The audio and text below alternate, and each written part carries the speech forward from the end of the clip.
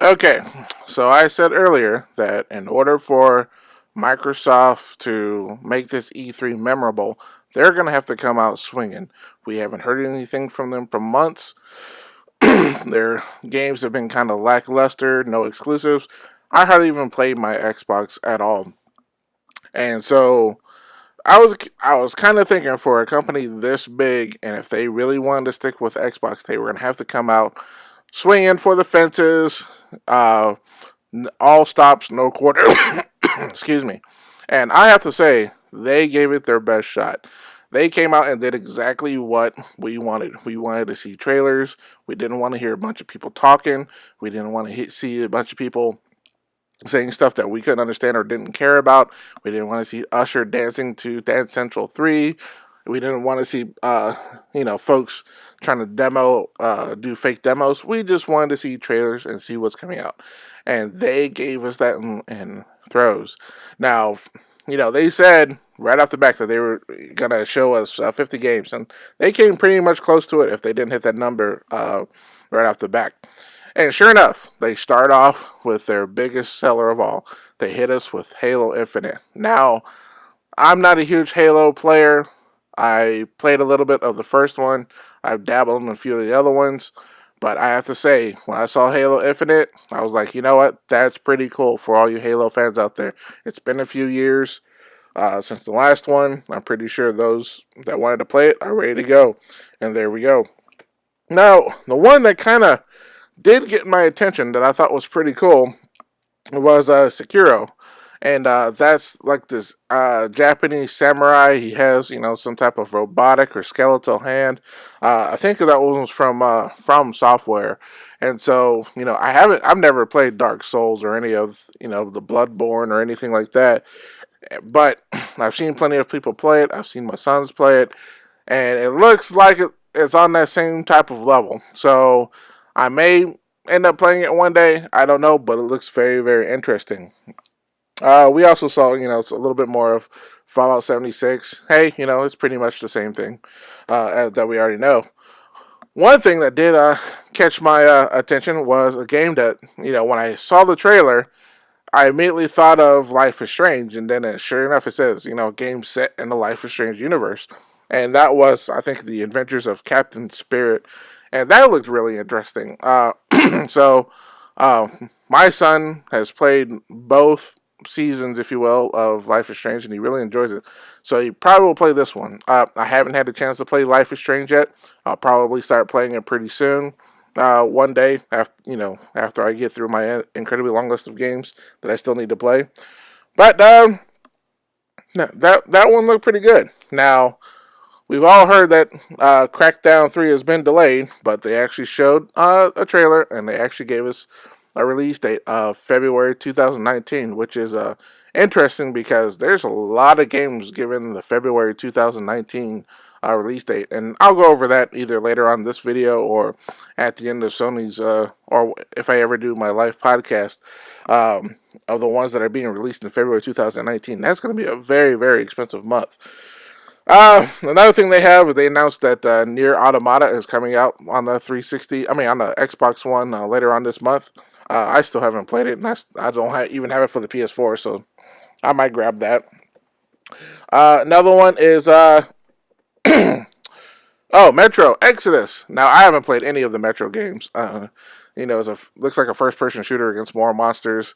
I mean, you have Halo, you have Gears of War, you have Killzone. You have a million games that does the same thing. So, for those of you that are fans of this series, I'm sure you're excited about that. One thing that really got me was the announcement that Kingdom Hearts 3 was coming to Xbox One. Now, for you Xbox fans, that's pretty cool. But that kind of, I feel that kind of gave a nod to Sony, saying, "Hey, Sony, you have a good property out there. We want that too." And and that's saying that a lot of the Microsoft fans, a lot of the Xbox players have PlayStations, because that's presuming if you're going to play Kingdom Hearts 3, I would presume the people have played Kingdom Hearts 1 and 2. And everybody that cheered, I would presume, either A, have played it or have wanted to play it. So That was I thought that was kind of a nod to Sony saying, "Hey, you have a good product here, and we want it too." So anyway, we saw some more DLC for Sea of Thieves. Okay, if you're into that, and some more Battlefield 5. I'm not a racing guy, so Forza Horizon 4, it looked cool, with the different seasons and all. I don't know if that's going to be real time with the real weather. That would be pretty cool. Or if you have control over the seasons, because if you're playing in the summer, you might want to play a track that's in the winter, so you might want to be able to control that. I don't know. Hopefully, we'll see that. Now, I will say the thing that really, really surprised me was the announcement from Microsoft that they're actually going to be investing more and more into companies.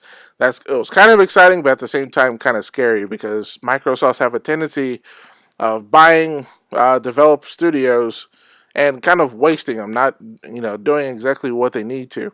With Rare, it was considered really cool that they bought Rare, and they did absolutely nothing with Rare. They released a couple of games under the Rare name, but nothing to the level of perfection that Rare was known for back in the 90s with games like Donkey Kong Country, GoldenEye, Perfect Dark, what have you. We haven't seen anything like that. So I'm excited that they purchase some more companies to make some more exclusive games, but I'm hoping that they actually use them to the best of their potential. The company that really caught my eye was Ninja Theory. I've been a fan of Ninja Theory for quite a while. I think it was Heavenly Sword for the PS3. I think they released another one called Enslaved. They've made some very good games, and either they were having financial difficulty and Microsoft picked them up for cheap, or Microsoft realized their potential and said, "Hey, we want you guys to work with us exclusively and make exclusive games for us, and we're not going to bother you." If that's the case, there's going to be some very good games coming out on the Xbox One that I'm going to buy and I'm going to play. Like I said, I haven't played my Xbox One in months, but if I see some good Ninja Theory games out there, I'm going to dust that bad boy off and start playing them again. Hell, I might even buy an Xbox One X if these games are good enough. One of the other things I thought was pretty cool was the Tales of Vesperia remastered coming out. I don't. I think I have the original one. I don't remember. I have to look at my boxes of games that I have stashed away. But I mean, if I don't, then I'll be glad to buy this one for the Xbox One. Um, the only other thing that really caught my eye was the announcement of I think it was a Cuphead sequel or a Cuphead DLC. I think it's a sequel because it said 2019, and it would just make sense if it was a sequel instead of a DLC. I thought that was really cool. Um, Devil May Cry 5. I've played the other ones. Looks like this was in a mix between the remake and the older version. Looks like we saw I think it was Virgil, his name, at the end there. So kind of excited. At the same time, I haven't played all of them. I played the first one for a little while. Kind of got bored with it, but I'm willing to try it again. They just released the HD collection a few months ago, so I'm planning on grabbing that. The one world premiere that really, really caught my eye as well is called Jump Force, and that looks like it has a lot of different anime characters, from Dragon Ball Z to One Piece to Naruto, or Naruto, however you want to pronounce it. So that looks like a lot of fun. There was a game that came out about a couple years ago called J Stars, something like that. My son purchased that for the PS4, and he had a lot of fun with it. And it had a whole lot of characters from anime.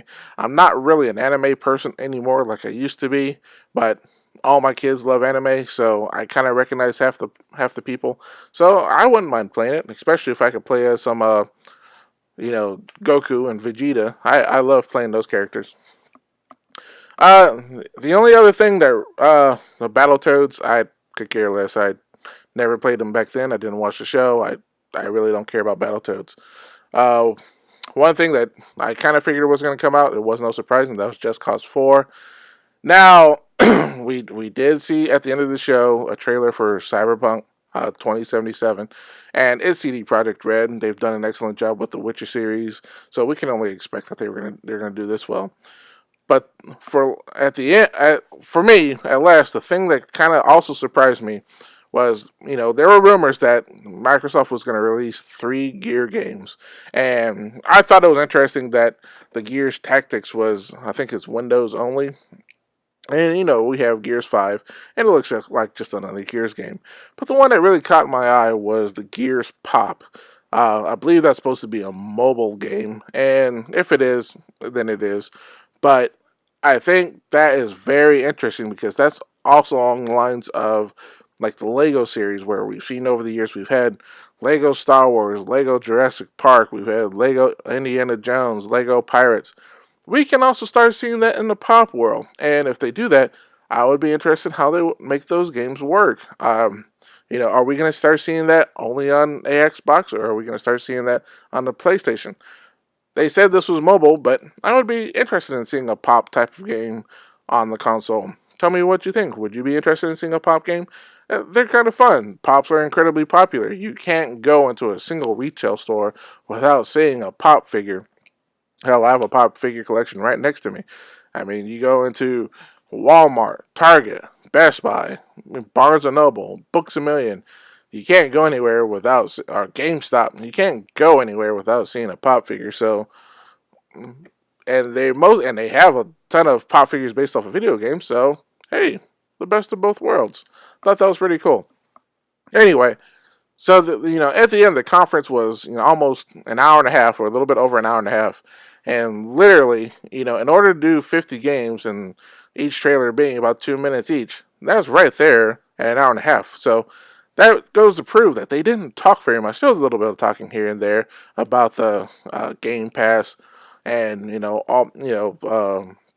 a few other things, but they kept it to a minimum. And I have to give Microsoft all the props in the world. You guys looked at EA and said, okay, that's how you do everything wrong. We don't know what Sony's gonna do, but we're gonna put our flag down and we're gonna claim E3. Sony, if you had your practice or your rehearsal, you guys have seen what Microsoft's doing. You're gonna probably have to retool your whole game plan because Microsoft has laid down the gauntlet, and Sony, you're gonna have to come out swinging even harder. I have faith in you. I'm a huge Sony fan, but Microsoft is nipping at your heels. These guys are not gonna go out. They're not gonna go down without a fight. I'll put it this way. Anyway, I wanted to know your thoughts on Microsoft conference.